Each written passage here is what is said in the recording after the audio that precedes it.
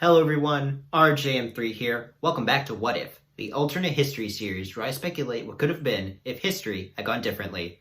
So, America has had a long history of fighting wars. Some wars more controversial than others.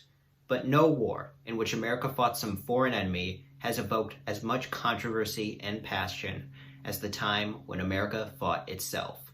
The American Civil War. In the decades leading up to the Civil War, its main cause, slavery, was becoming an increasingly divisive issue. More and more Americans began to realize how horrible the enslavement of African Americans actually was and called for its abolition nationwide. The southern states, where slavery was legal, vigorously opposed abolitionism as slave labor was a huge part of their economy, and because there was a disturbing widespread belief among Southerners at the time that black servitude to the white race was the natural order of things. The prospect of abolition also terrified the South because they believed once the slaves were freed, they would take revenge on their former masters by massacring all the whites, as was the case during the Haitian Revolution decades earlier. In the 1850s, the Republican Party rose to prominence to champion the cause of abolitionism, and in 1860, due to a rift between Northern and Southern Democrats, Abraham Lincoln became the first Republican to be elected president. Lincoln didn't promise he was going to end slavery. He made it very clear that he only intended to end the spread of slavery further west, but Southern leaders were still angry nonetheless, seeing the end of slavery spread as the stepping stone towards slavery's complete abolition. So in 1861, 11 Southern states seceded from the Union to create their own independent nation, the Confederate States of America. But it was not meant to be. In 1865, the Confederacy was finally defeated and reintegrated into the United States, and American slavery was finally abolished. Despite its mere 4-year existence, the Confederacy and its legacy has left a profound impact on American history and culture. This is important because the alternate history genre itself is primarily an American phenomena. And because alternate history is as American as apple pie, the idea of a timeline where the Confederacy won the American Civil War and became an independent country has become a very popular alternate history scenario. Even I wrote a short story about it once back in 2019, which all of you should totally check out, by the way, linked in the description. And this scenario is exactly what we'll be covering today. Now, because the CSA winning the Civil War is such a popular alternate history scenario, it's widely considered to be overdone and loaded with all kinds of cliches. But in this video, I'll be trying my best to avoid all the typical cliches while focusing on implications not typically thought about in such a scenario, and hopefully add something new to the conversation. Now, let's get right into the question. What if the Confederacy won its independence?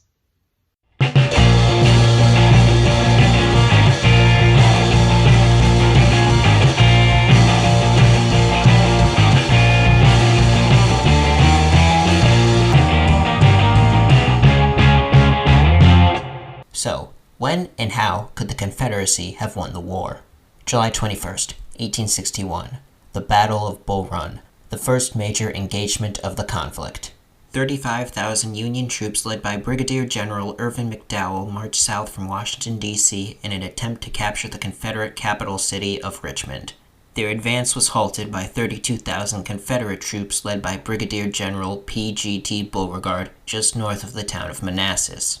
Thanks to Confederate reinforcements from Brigadier General Joseph E. Johnston and a brigade of Virginians led by Brigadier General Thomas J. Jackson standing their ground like a stone wall, the Confederacy was able to win the first battle of the war and sent the Union Army into a panicked retreat back to D.C.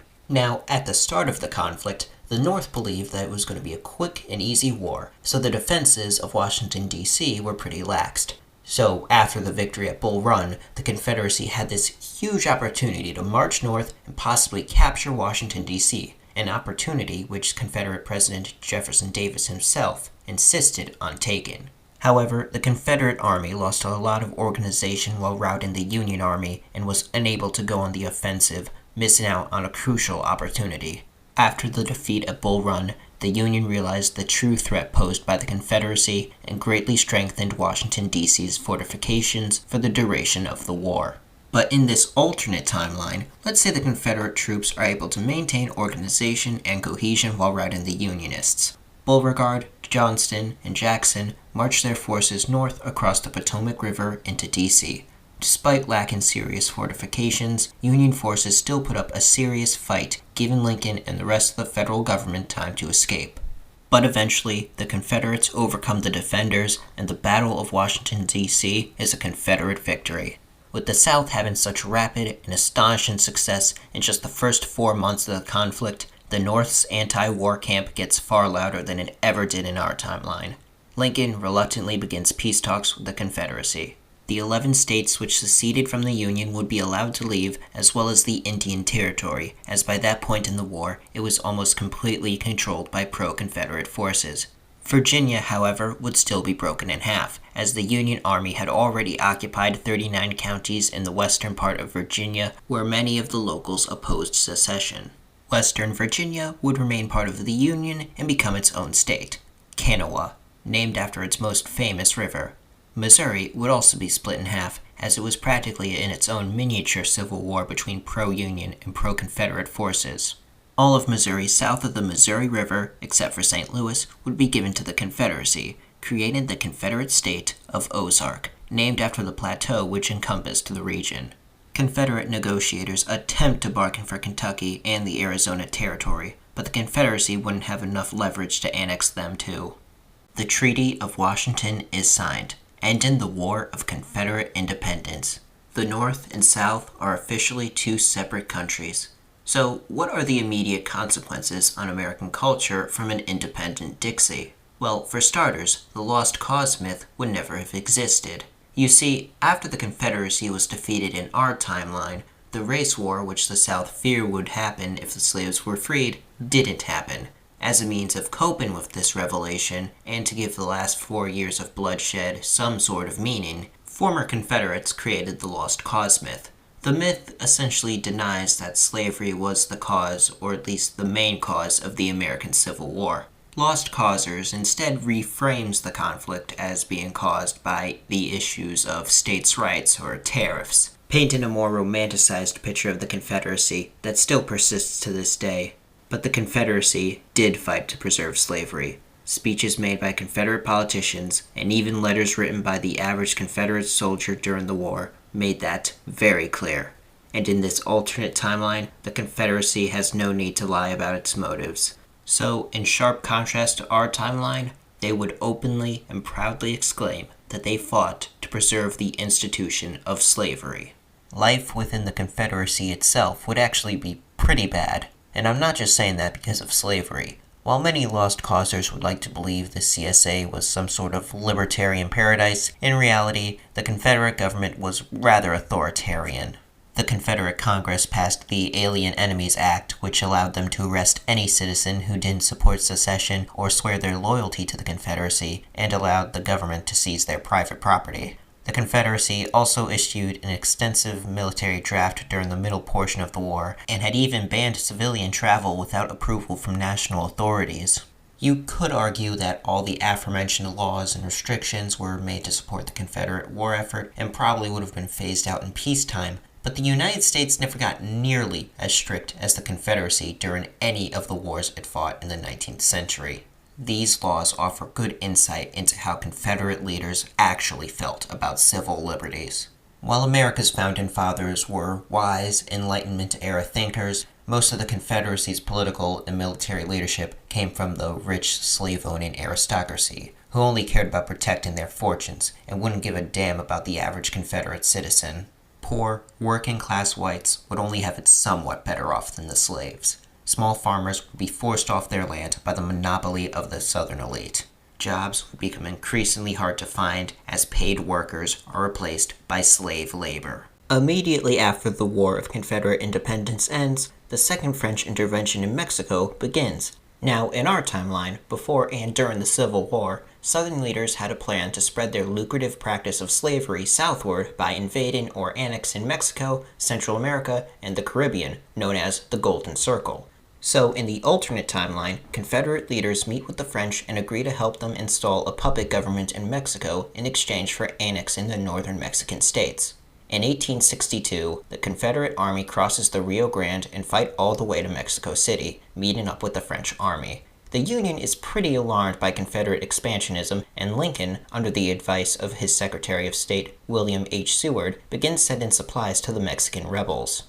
The Confederate Army, which was used to fighting big, flashy, conventional battles, would be unprepared for the guerrilla war waged upon them by the Mexicans. Following years of atrocious warfare, the Confederacy rage quits, pulling out of the conflict, followed by the French. For now, Confederate territorial ambitions have been extinguished. Lincoln declines to run for a second term in 1864, but not before passing the 13th Amendment, completely abolishing slavery throughout the Union. Because of this, many runaway slaves choose to escape northward across the Mason-Dixon line. Sympathetic whites in the North and the South would help smuggle escaped slaves across the border. In 1864, Seward is elected the 17th President of the United States. Despite losing the South, the Republican Party is able to remain a prominent political party in the U.S. for saving Mexico. In 1867, Jefferson Davis's term as president is also over. He is succeeded by Joseph E. Johnston, as he was the Confederacy's most strategically minded general, one of its heroes behind the victory at Bull Run, and he actually had a political career post-war in our timeline. During his tenure, President Johnston increases cotton exports to obtain closer relations with the British Empire and France as a means to deter the U.S. from any potential future conflict. In the decades following the war, the Confederacy purchases Cuba from the Spanish Empire, expanding their slave business onto the island and segregating the local Latino population. It is also around this time that Confederate leaders take notice of the industrial might of the United States and Europe and realize how dangerous it would be to let their own industry fall behind, so the Confederacy begins to industrialize. Now, with Dixie industrializing and agriculture becoming less valuable, it stands to reason that the Confederacy would finally abolish slavery, as it couldn't possibly be useful in an industrialized economy. But that isn't exactly true. In our timeline, Confederate leaders actually foresaw and even favored the idea of industrializing the South with a slave economy. Industrialization and slavery isn't as incompatible as most people think. Just look at China. It's really just a simple matter of moving the slaves from the cotton fields and into the factories. This paints a really grim picture for this alternate timeline, a seemingly unending industrialized slave society. By the 1890s, the rest of the world is horrified by what's going on within the Confederacy. France and Britain would distance themselves from the CSA, leaving Dixie as a pariah state. In the 1900s, despite international pressures, the Confederacy, under President Benjamin Tillman, remained steadfast in holding on to slavery, but internal pressures begin to rear their heads. The progressive movement in the United States starts leaking into the South. Southern abolitionists, disenfranchised whites, and free men of color protest for the end of slavery. Given the reactionary tendencies of the Confederacy, these protests are responded to with police crackdowns and lynchings. With the old slave-owning elite vigorously resisting calls for abolition, whispers of revolution spread across the South. The Confederacy would very soon see the outbreak of a massive slave revolt. The morality of the enslaved is forced to sink to the level of their masters. By holding on to slavery at all costs, the Confederacy ends up causing the very race war they thought they were preventing. This would be the end of the Confederacy, fractured into various warring white and black ethno-states in what would be remembered as one of the ugliest chapters in human history. However, in the off chance Southern progressives were able to make it into the halls of power and peacefully abolish slavery, the Confederacy could be saved, and that could lead to some rather interesting new possibilities for the 20th century. But that is another video for another time. Before I end the video, I want to thank Antoon Shea Films and his Checkmate Lincolnites series for offering some interesting and crucial insights into the Confederacy, which helped me out a lot when crafting the scenario for this video. You should really check it out, linked in the description. I also want to thank Matt Mitrovich and his A Cliched American Civil War Alternate History video, which served as a helpful guide of what not to do, also linked in the description. Remember to like, share, subscribe, and follow me on Instagram. This has been RJM3, Alternate Historian. Have a nice day.